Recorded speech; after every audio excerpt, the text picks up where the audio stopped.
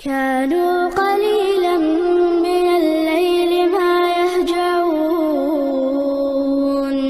وبالأسحار هم يستغفرون. بسم الله الرحمن الرحيم.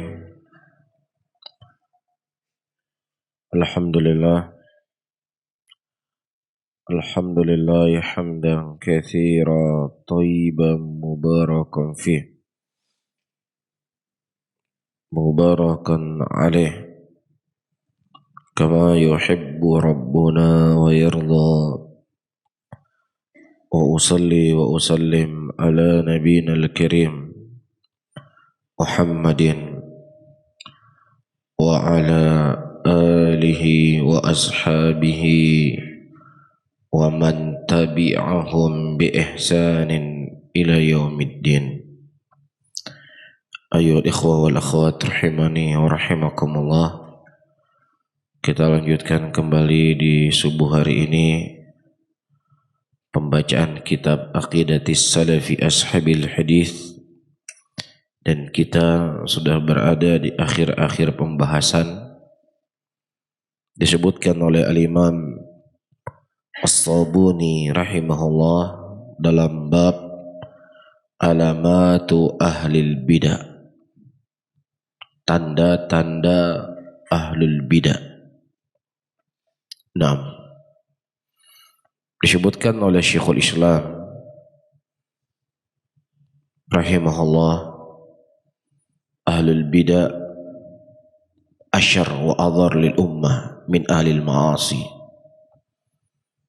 Ahlul Bidah itu jauh lebih berbahaya kepada umat Islam dibandingkan ahlul maksiat.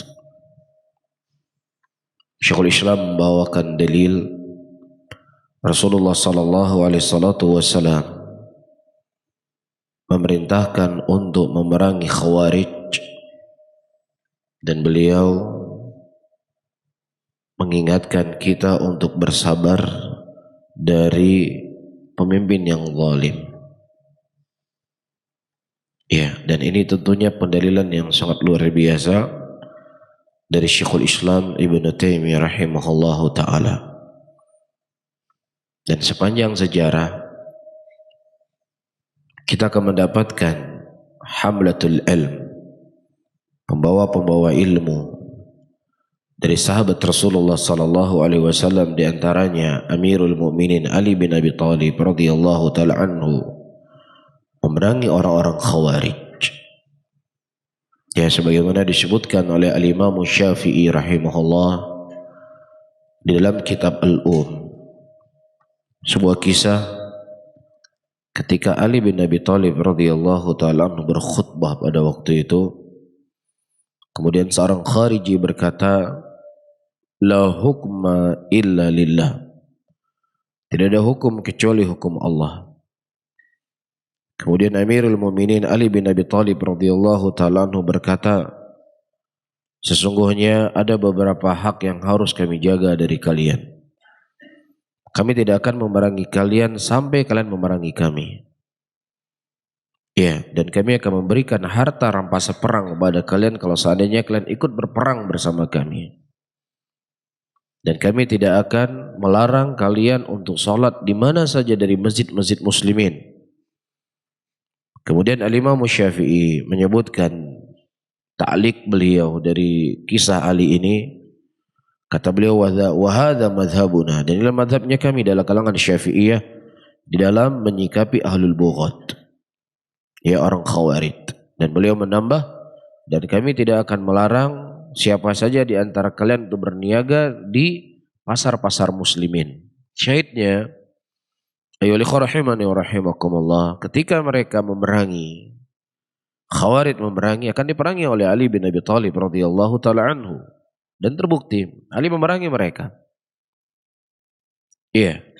Tetapi ketika berhadapan dengan ahlul ma'asi, ma yuhimmuhum ila dunya, tidak ada yang penting buat mereka kecuali dunia dan kekuasaan.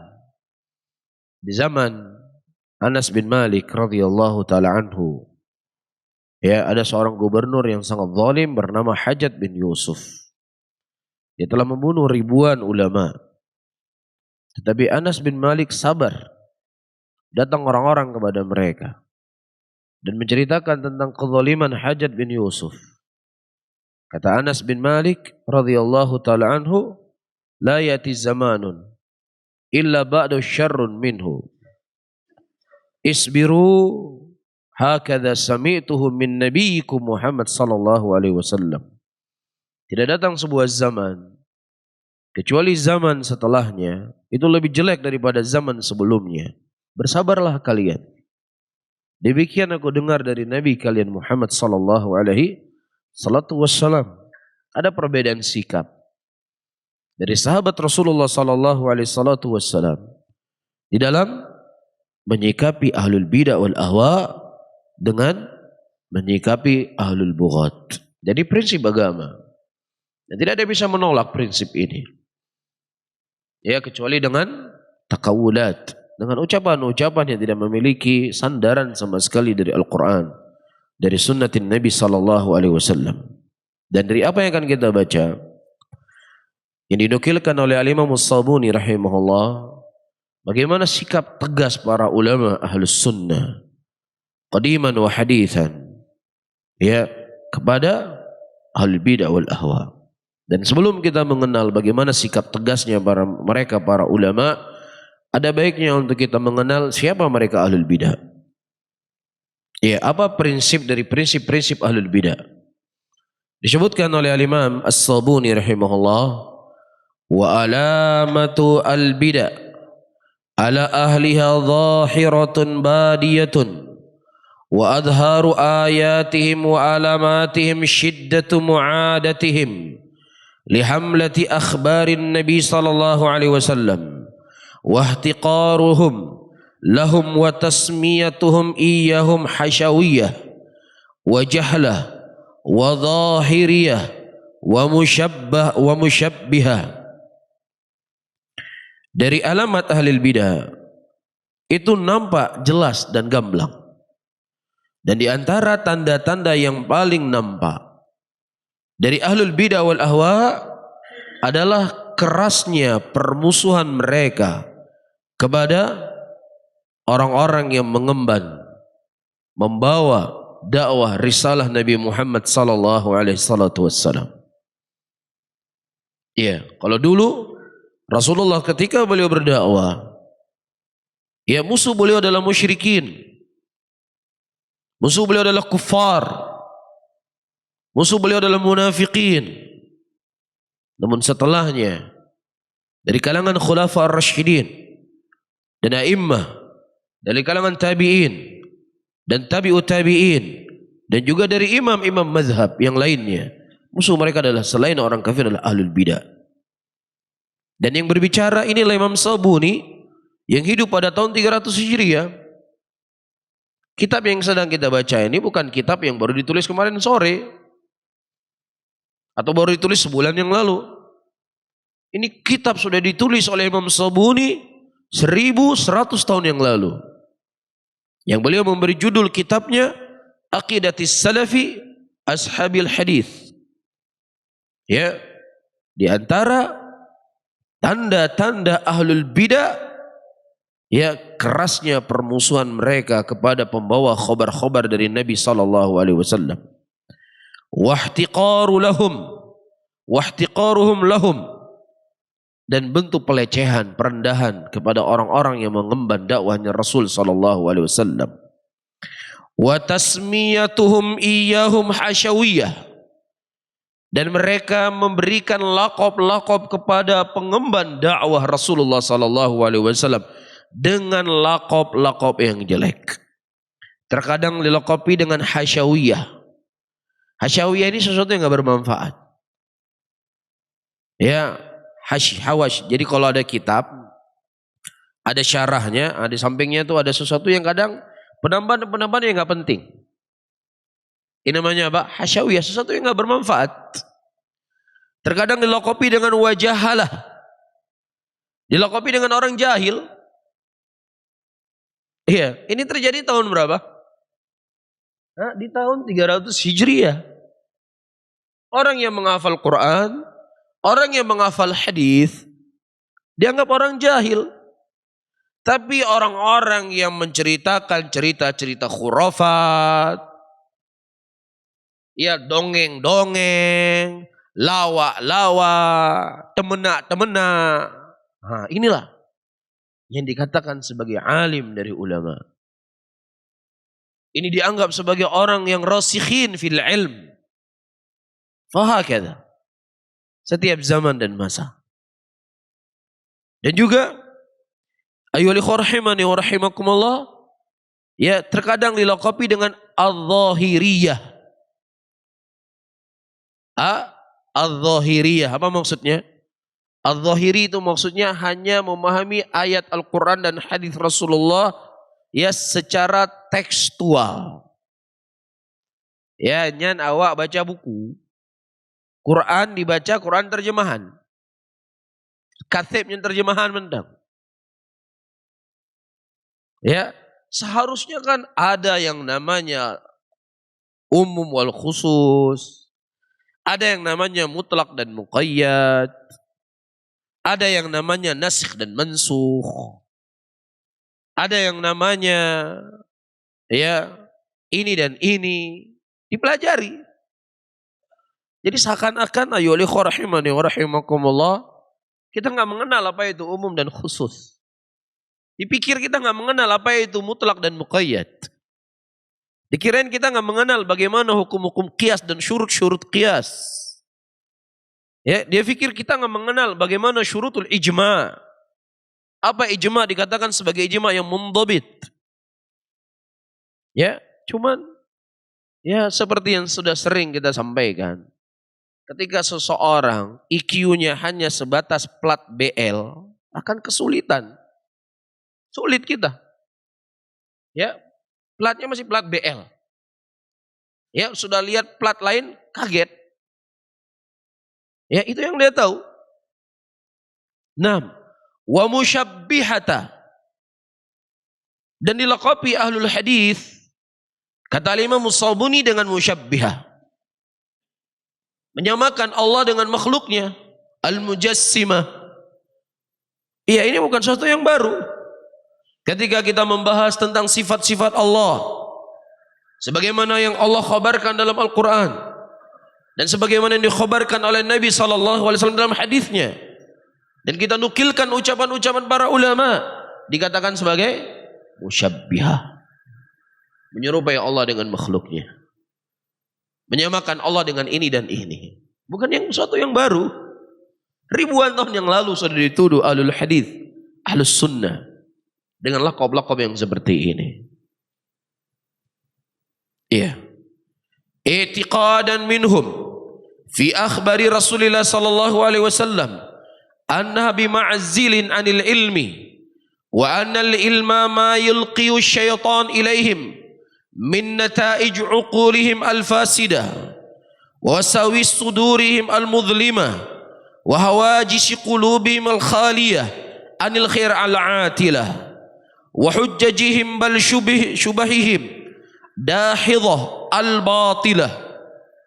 Kata Imam As-Sabuni rahimahullah, demikianlah i'tiqad mereka kepada orang-orang yang mengemban dakwah dari Nabi Muhammad sallallahu alaihi wasallam, annaha bima'zilin 'anil ilmi, bahwasanya orang-orang yang mereka mengemban dakwah, yang menyampaikan Al-Quran, menyampaikan sunnah, adalah orang-orang yang kosong dan tidak memiliki ilmu. Wa annal ilma, adapun ilmu menurut mereka, ma yulqi syaitan, apa yang dibisik oleh syaitan kepada mereka, itu disebut dengan ilmu. Ketika kita bawa ayat Quran, ketika kita bawa hadis, ya, oh kan model drone meme Quran. Ya, Al-Quran itu bisa difahami kalau seandainya kita memiliki 13 ilmu. Harus faham ilmu ini, faham ilmu ini, ilmu ini, ilmu ini, ilmu ini. Kalau kamu tidak ngerti ilmu ini, coba-coba akaman Quran sesat kehendut. Ini merupakan syubhat syaitaniyah.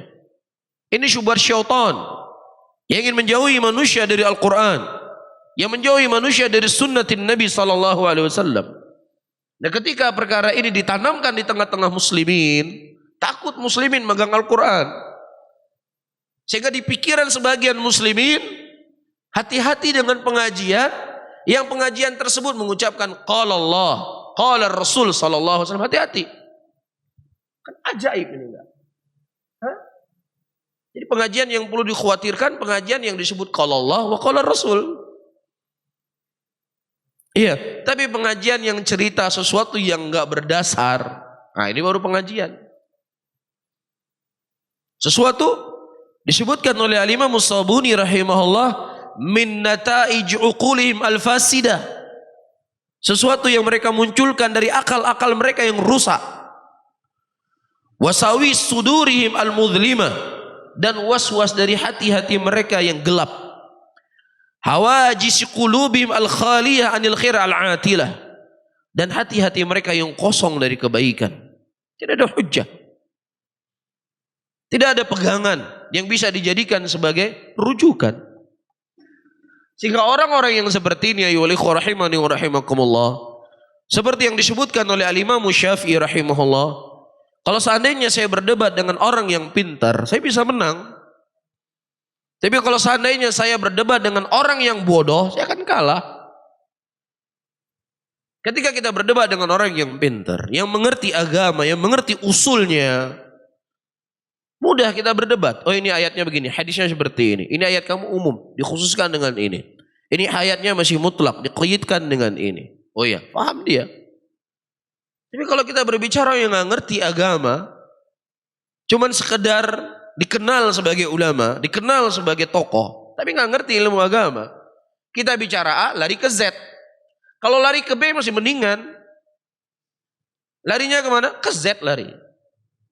Kita bawa hadis dari Nabi Shallallahu Alaihi Wasallam. Rasulullah menyebutkan bapak, dimanai paman. Capek nggak kira-kira? Capek. Lelah. Iya.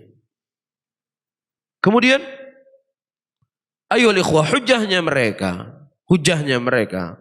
Bahkan sebenarnya bukan hujah kata Syekh, tapi syubhat yang batil.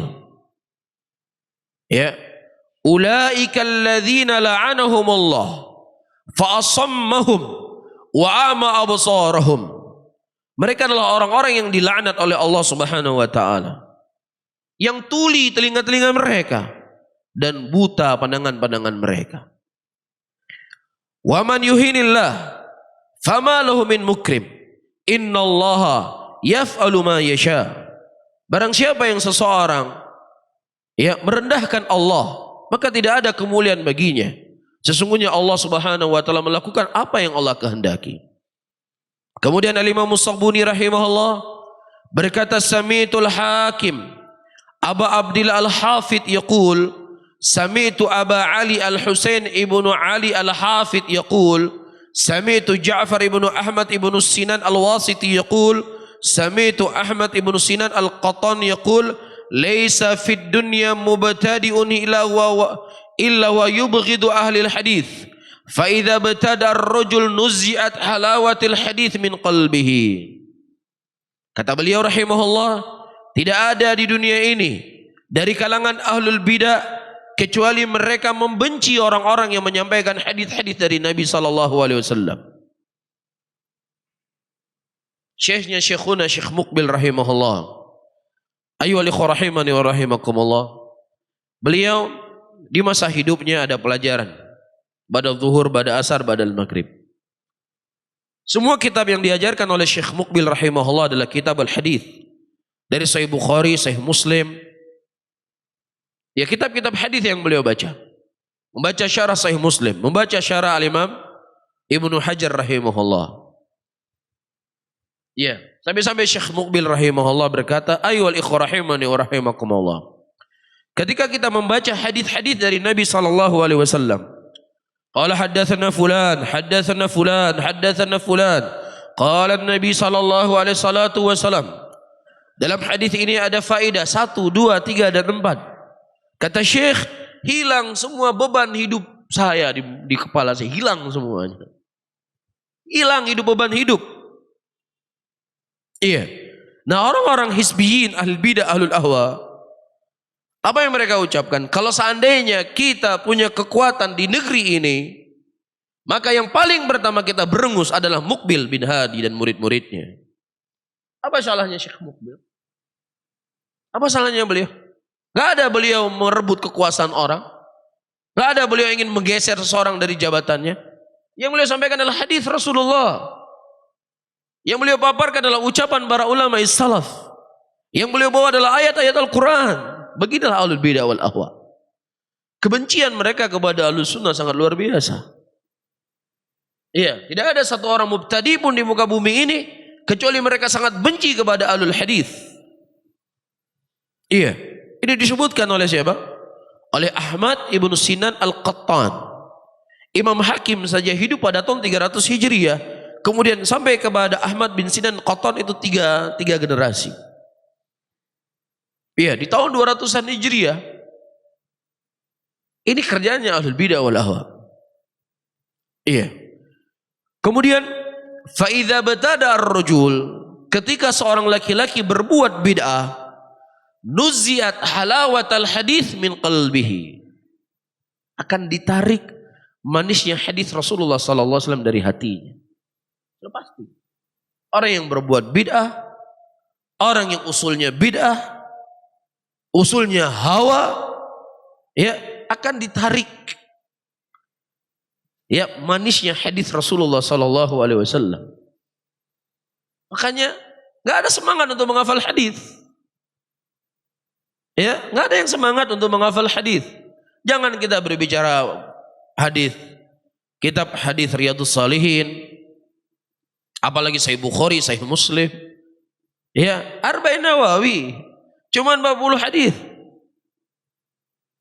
Kalau seandainya ada kecintaan hadis dari hati-hati mereka, yul ikhwah, akan nampak. Dalam pengajian akan tersampai hadis Rasulullah sallallahu alaihi wasallam, qala Rasul, qala Rasul, qala Rasul, qala Allah. Pasti akan muncul, tidak mungkin tidak akan muncul. Cuman karena tidak ada rasa manis hadis dari Nabi sallallahu alaihi wasallam dalam hatinya, ya, dari awal pengajian sampai akhir pengajian akan terdengar hadis 1-2 hadis, itu pun kadang hadis palsu. Iya, dan di madrasah Ahlus Sunnah, ayo ikhwah rahimani wa rahimakumullah, kita sudah dibiasakan dengan menghafal hadis. Syekhuna Syekh Muqbil rahimahullah, ya, setiap ada orang yang datang kepada beliau meminta izin, meminta fatwa dan lain sebagainya, syaratnya apa? Setoran hadis dulu. Ya Syekh, saya begini, udah setor hadis dulu. Ya, atau Syekh membawa hadis, qala Nabi sallallahu alaihi wasallam kada wa kada, hadzal hadis rawahu man wa man akhrajahu. Hadis ini diriwayatkan oleh sahabat siapa dan siapa yang mengeluarkannya. Ini soal ayyuhal ikhwah rahimani wa rahimakumullah memenuhi majelisnya Syekh Muqbil rahimahullahu taala. Ini hadis fulan. Ini hadis riwayat siapa? Ini hadis siapa yang keluarkan? Biasa hal yang seperti ini di majelisnya para ulama ahli hadis. Tapi kalau hadir di majelis ulama yang bukan ahli hadis, tidak pernah akan kita dapatkan hal yang seperti ini. Bisa difahami ya? Ya, antum hadir di majelisnya Syekh Al-Allamah Abdul Muhsin Al-Abbad hafizahullah. Syekh sudah sangat tua, umurnya sudah 90 tahun, kacamatanya sudah tebal. Duduk di kursi roda, masih mengajar di Masjid Nabawi sampai hari ini. Iya, dan beliau sudah mengkhatamkan Sahih Bukhari sekian kali. Menamatkan. Jadi pelajaran beliau kitab kitab Kutubus Sittah, Sahih Bukhari, Sahih Muslim, Sunan Abu Daud, Sunan Tirmidzi, Sunan Ibnu Majah, Sunan Nasa'i. Ini kitab yang beliau baca di Masjid Nabawi dari semenjak beliau mengajar di Masjid Nabawi puluhan tahun yang lalu sampai hari ini. Sampai hari ini. Ya Allah alam, Sahih Bukhari sudah tamat sekian kali, Sahih Muslim sudah sekian kali, Abu Daud sudah sekian kali, dan terakhir beliau sedang membaca Sahih Muslim lagi. Ya, umurnya boleh tua. Tapi kalau Syekh membicarakan tentang biografi ahlul hadis, qala al-Imam Muslim rahimahullah, Haddatsana Abdullah bin Yusuf At-Tirmidzi qala An-Nasa'i lahir di sekian tahun sekian, meninggal tahun sekian, gurunya sekian, muridnya ini dan itu. Qala haddatsana Malik bin Anas bin Malik, bapaknya begini. Iya, beliau punya murid seperti ini, dia seperti ini, lahir tahun sekian, meninggal tahun sekian. Umurnya sudah 90 tahun. Hafal. Biografi para ulama disebutkan. Begitulah majelisnya Ahlul Hadis.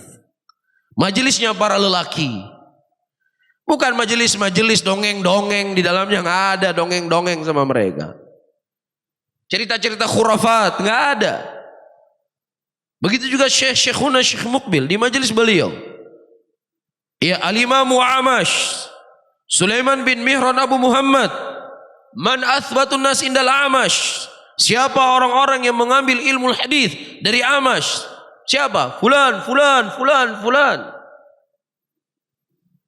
Abdullah ibn Muhammad di tabaqahnya Al-Imam Bukhari, dari guru Bukhari ada berapa orang? Fulan. Di tabaqah sahabat Rasulullah yang bernama Sa'ad bin Malik ada berapa orang? Fulan dan fulan. Antum wallahi tidak akan mendapatkan majelis-majelis seperti ini kecuali di majelisnya Ahlul Hadis. Ya, apakah di Durul Hadis di negeri Yaman? Ya, ataukah di majelis-majelis Masjid Nabawi? Iya, dan begitu juga Syekh Muhammad Al-Imam. Ya gitu Ustaz Askar. Iya, menyampaikan satu biografi ulama, terkadang 10 menit beliau berbicara, seorang alim. Ya gitu Ustaz Askar. Seorang alim. 5 menit beliau berbicara, bukan baca buku, hafalan.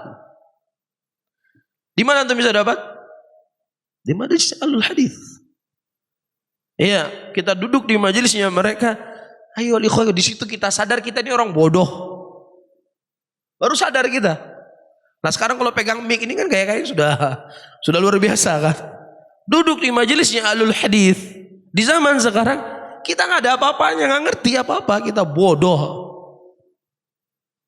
Lah kalau seandainya kita hidup di majelisnya Ahlul Hadis di zaman sekarang, bagaimana kalau kita hidup di zaman Ahlul Hadis di zaman dulu?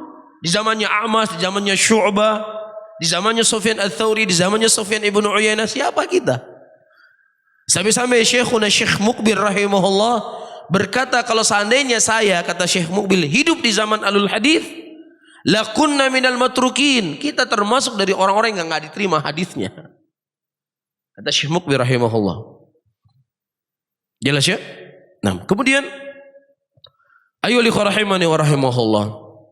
Wa sami'tul Hakim yaqul sami'tu Abul Husain Muhammad ibn Ahmad Al-Hanbali bi Baghdad yaqul sami'tu Muhammad ibn Ismail At-Tirmidzi yaqul kuntu ana wa Ahmad ibn Al-Hasan At-Tirmidzi inda Imamuddin Abi Abdullah Ahmad ibn Hanbal.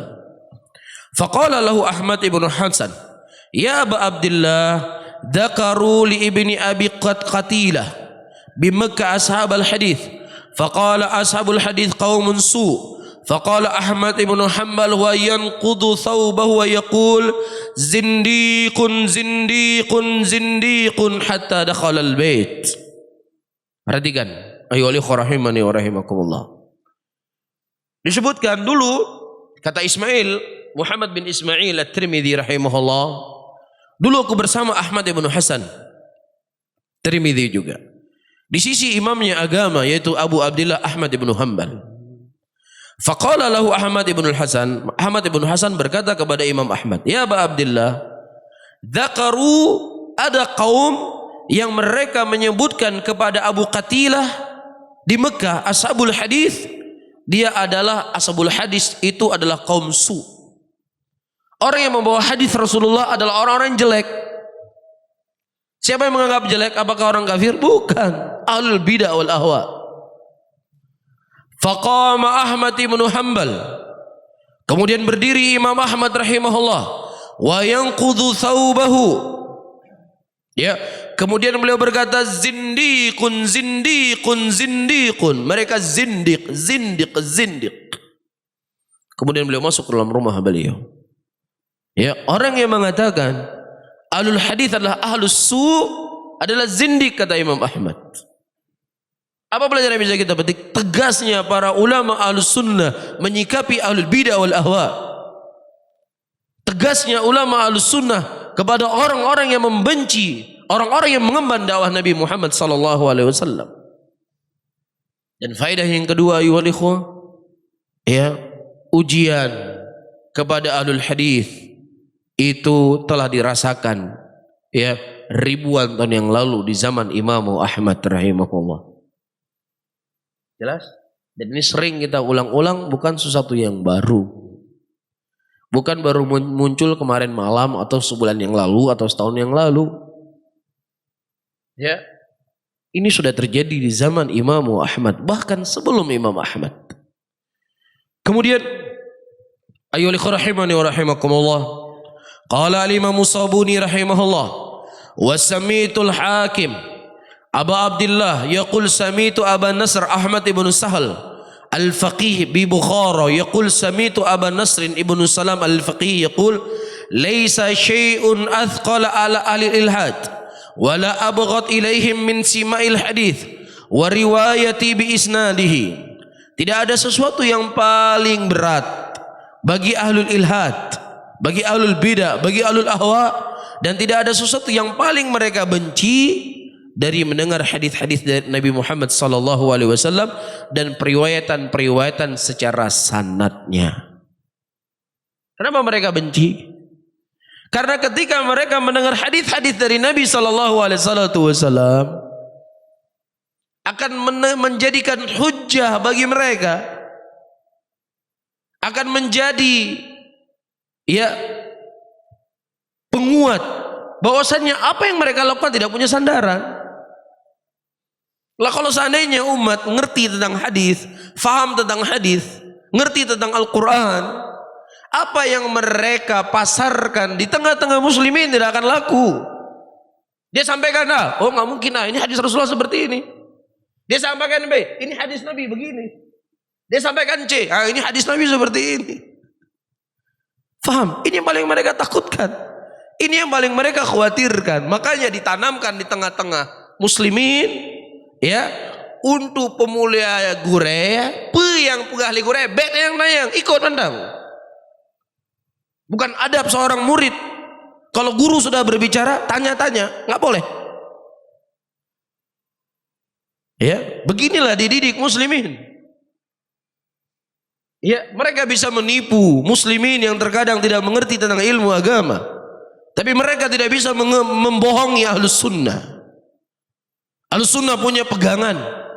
Nabi SAW dalam banyak keadaan, beliau berbuat sebuah perkara, berbicara dengan sebuah pembicaraan. Datang sahabat Rasulullah, ya Rasulullah, sesungguhnya kami melihat engkau berbuat seperti ini ya Rasulullah. Kenapa ya Rasulullah? Ya Rasulullah, kami mendengar engkau mengucapkan ini. Apa maksudnya ya Rasulullah? Dan tidak ada satu orang pun, satu kaum pun di muka bumi ini yang memuliakan Nabi Muhammad SAW lebih dari pemuliaan sahabat Nabi Muhammad SAW kepada Rasul SAW. Tetapi dengan bentuk mereka memuliakan Rasul, mereka masih bertanya kepada Rasul tentang perkara-perkara yang dibuat oleh Nabi Muhammad SAW. Ini prinsip kita, ini agama kita. Ya, tetapi muslimin yang terkadang tidak mengerti agama, ya sudah, pokoknya punya begah tak terima, kan adab tayo, tatayang-tayangnya. Akhirnya apa? Jadilah itu sebuah keyakinan. Disitulah dibangun al-wala wal bara. Tersesatlah manusia. Bisa difahami oleh ikhwan? Iya. 6. Kemudian wasabitul Hakam yaqul sami'tu Syekh Abu Bakar Ahmad ibn Ishaq ibn Ayyub al-Faqih wa yunadhir rajulan qala Syekh Abu Bakar haddathana fulan faqala lahu ar-rajul da'na min haddathana ila mata haddathana faqala Syekh lahu qum ya kafir fala yuhillu laka an tadkhul dari ba'da hadha abada thumma iltafata ilayna wa yaqul wa qala ma qultu li ahadin ma tadkhulu dari ila hadha. Subhanallah. Perhatikan ayo ikhwah rahimani wa rahimakumullah, bagaimana perhiasan-perhiasan para immatus salaf tuwariskan kepada kita sampai hari ini. Aku mendengar Syekh Abu Bakar Ahmad ibnu Ishaq ibnu Ayub al-Faqih, dia menjidali seseorang. Berkata Syekh Abu Bakar, haddatsana fulan, haddatsana fulan, haddatsana fulan. Qala Nabi sallallahu alaihi wasallam. Qala siapa? Qala Rasulullah.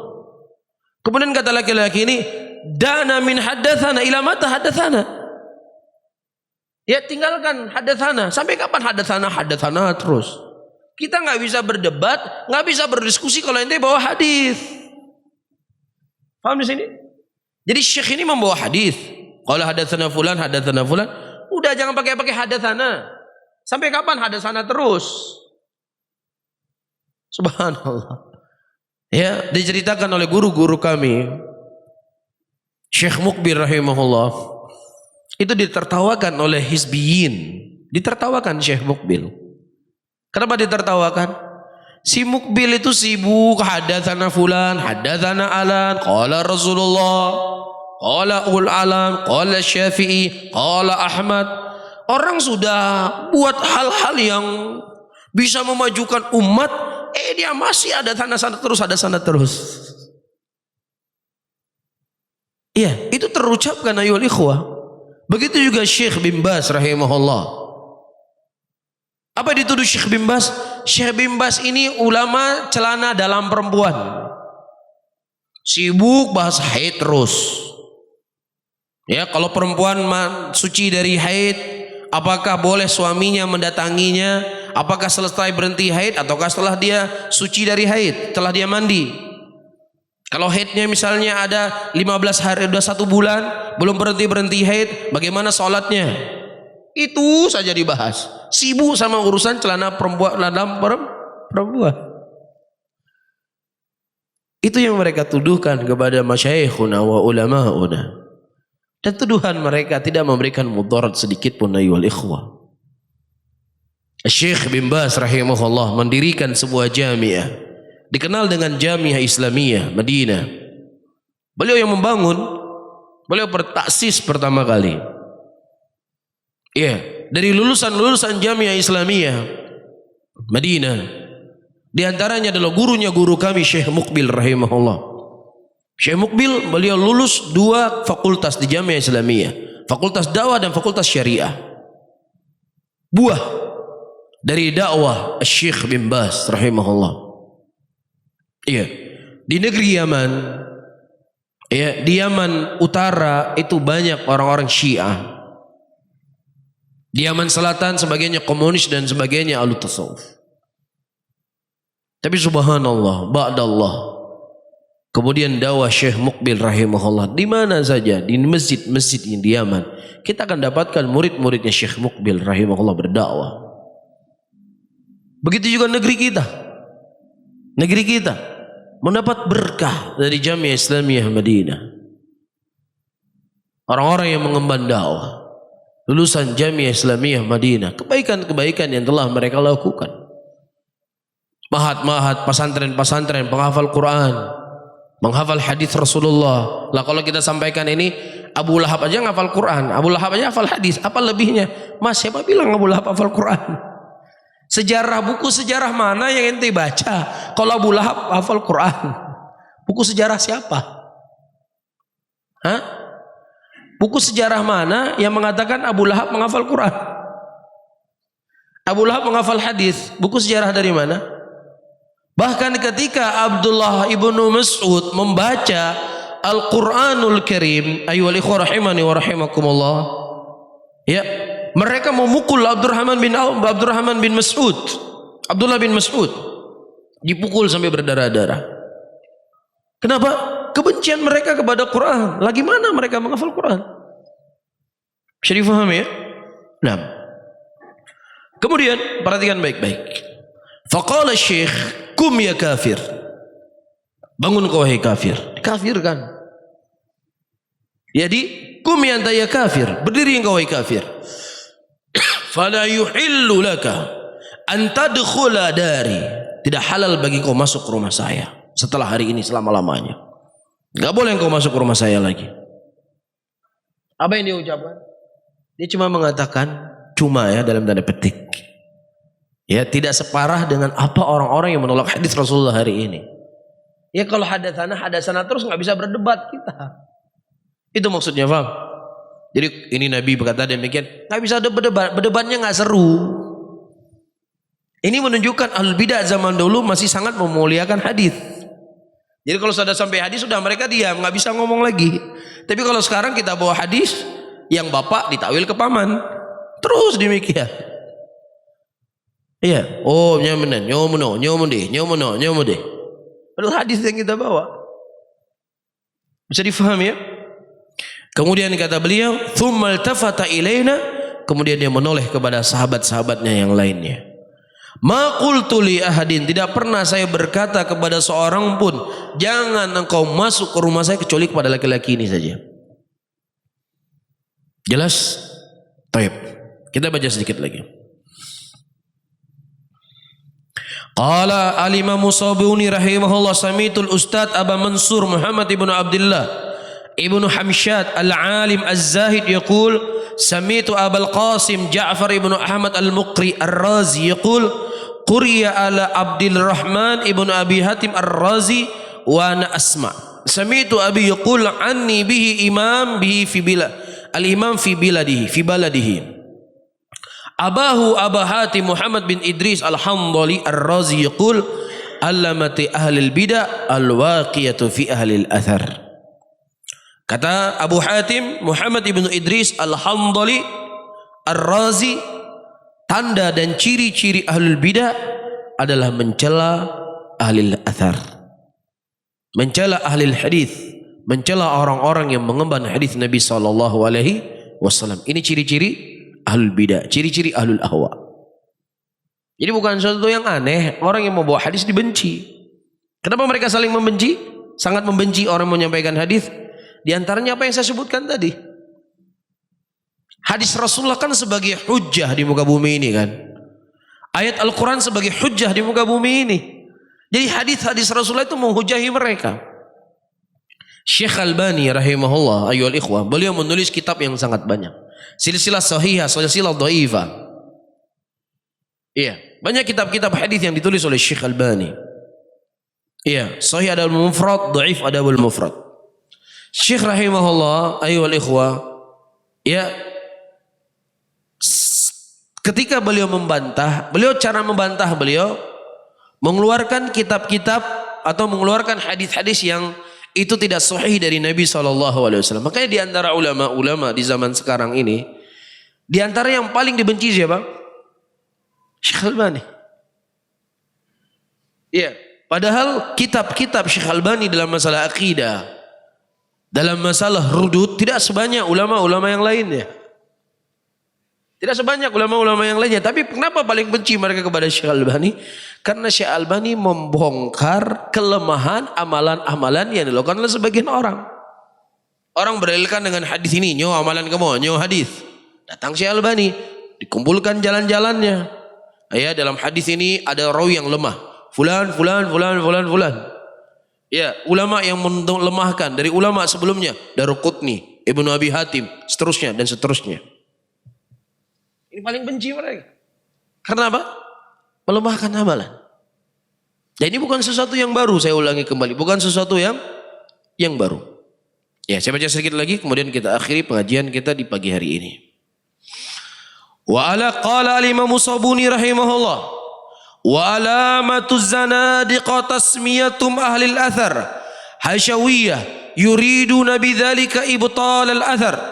Dan dari tanda-tanda orang zindiq, mereka menamakan ahli hadis, mereka menamakan ahli athar sebagai hasyawiyah. Apa hasyawiyah? Orang nggak punya faidah, orang nggak punya kelayakan dalam hidup, nggak ada manfaatnya mereka itu. Ya, mereka menginginkan dengannya untuk apa? Menolak athar-athar yang datang dari Nabi, sehingga jajanan mereka menjadi laku. Apa yang mereka pasarkan itu banyak peminat. Karena apa? Gak ada yang menyampaikan hadis Rasulullah. Tapi kalau seandainya umat sudah pinter, ya itu dalilnya apa? Ini paling ditakuti. Kalau ditanya dalil, nyo Pak Ustadz, apa dalilnya anda pegatnya? Alah, apa dalil-dalil, pokoknya kayak ikut laju. Oh anjir Pak Ustadz, Mandu harus pakai dalil. Nyan ka kenang ajaran hana betul kan? Gimana coba kena ajaran hana betul orang tanya dalilnya apa? Hah? Ini ciri-ciri orang-orang sudah terjangkiti ajaran yang tidak benar. Kenapa? Tanya dalilnya apa? Dan ini terucap oleh mereka. Terucap. Bisa difahami ya? Nah, untuk membatalkan athar, ini tujuannya. Wa alamatul qadariyah tasmiyatum ahlus sunnah wa mujabirah. Dan ciri-ciri orang qadariyah, mereka menamakan ahlus sunnah jabariyah. Padahal ahlus sunnah paling memerangi qadariyah, paling memerangi jabariyah. Orang qadariyah mengatakan kita jabariyah. Orang jahmiyah mengatakan kita musyabihah. Jahmiyah kan orang menolak sifat-sifat Allah kan? Betul enggak? Mereka menolak sifat Allah. Nah ketika ulama ahlus sunnah, ini kata Sobuni loh ya, bukan kata saya, menerangkan, menjelaskan tentang apa itu akidah ahlus sunnah dalam asma dan sifat. Apa kata Jahmiyah? Musyabihahan, menyamakan Allah dengan makhluk. Iya. Wa alamatur rafidah, dan ciri-ciri rafidah, tasmiyatum ahlil athar nabitatun wa nasibah. Ciri-ciri ahlul rafidah, mereka menamakan ahlus sunnah itu dengan nasibah. Padahal ahlus sunnah bukan dari kalangan Syiah dan juga bukan dari kalangan an-nasibiyah. Ahlus sunnah adalah orang yang mencintai sahabat Rasulullah. Iya. Dan demikianlah ayyuhal ikhwah. Di zaman sekarang terus demikian. Ketika kita berbicara tentang ketaatan kepada pemimpin muslimin, bersabar dari pemimpin muslimin, apa katanya? Murji'ah, penjilat. Kan begitu. Ketika kita membahas tentang wajibnya mentauhidkan Allah, menjauhi dari perbuatan kesyirikan, ia beribadah hanya kepada Allah, berdoa hanya kepada Allah, bertawakal hanya kepada Allah. Apa katanya? Tidak mencintai ulama, tidak mencintai orang saleh, tidak mencintai wali-wali Allah. Demikian seterusnya. Ayyuhal ikhwah rahimani wa rahimakumullah, kita berdoa dan memohon kepada Allah Subhanahu wa taala agar Allah Subhanahu wa taala memberikan taufik dan hidayah kepada kita dan kepada saudara-saudara kita untuk bisa mengenal manhajnya Rasulullah sallallahu alaihi wasallam, untuk bisa mengenal akidah ahli sunnah wal jamaah. Saya tutup ucapan As-Sabuni rahimahullah.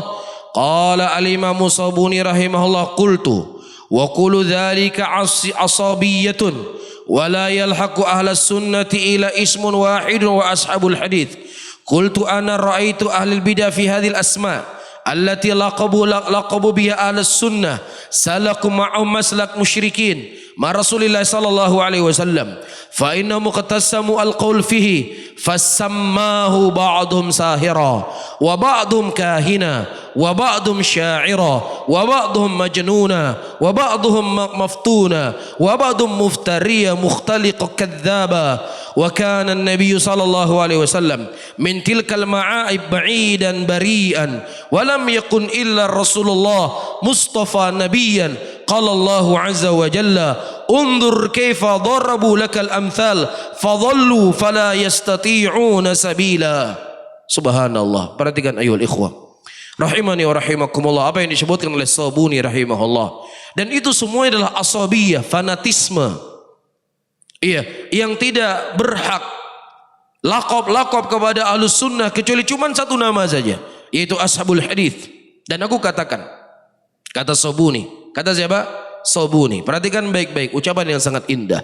Aku melihat ahlul bidah dengan nama-nama ini yang mereka melakopi ahlus sunnah, mereka berjalan di atas jalannya siapa? Jalannya orang-orang musyrikin bersama Rasulullah sallallahu alaihi wasallam. Yang mana orang-orang musyrikin mereka menamakan Nabi sallallahu alaihi wasallam sebagai tukang sihir. Ada sebagian mereka menamakan Nabi sebagai tukang apa? Sebagai dukun. Ada sebagian mereka menamakan Rasulullah sebagai penyair. Ada sebagian mereka menamakan Rasulullah sebagai orang gila. Ada sebagian mereka menamakan Rasulullah orang yang telah terfitnah. Dan ada sebagian mereka menamakan Rasulullah adalah pendusta, pembawa ya berita-berita yang tidak benar. Dan aib-aib yang disematkan kepada Nabi ini semuanya Rasulullah berlepas diri darinya. Dan tidaklah Nabi kita kecuali adalah utusan Allah yang suci, yang terlepas dari semua ya aib-aib tersebut. Dan kemudian beliau menukilkan firman Allah, undur kaifa darabu lakal amthal, dan lihatlah bagaimana mereka membuat permisalan-permisalan kepadamu. Fadhallu, dan kemudian mereka menyesatkan manusia dengan lakop-lakop tersebut. Fala yastati'una sabila, namun itu semuanya mereka tidak mampu. Ya, sebanyak apapun ucapan yang keluar dari mulut mereka, sebesar apapun kekuatan mereka menggerakkan, menjelekkan ahlul hadis, ahlul athar, itu tidaklah mampu mereka lakukan, kata Allah Rabbul Alamin. Apakah mati dakwahnya Rasulullah? Tidak mati. Ya, sering kita sampaikan ayyuhal ikhwah, kalau seandainya agama Islam ini bukan datang dari Allah, ya, dari semenjak munculnya sudah hilang Islam ini, sudah hilang.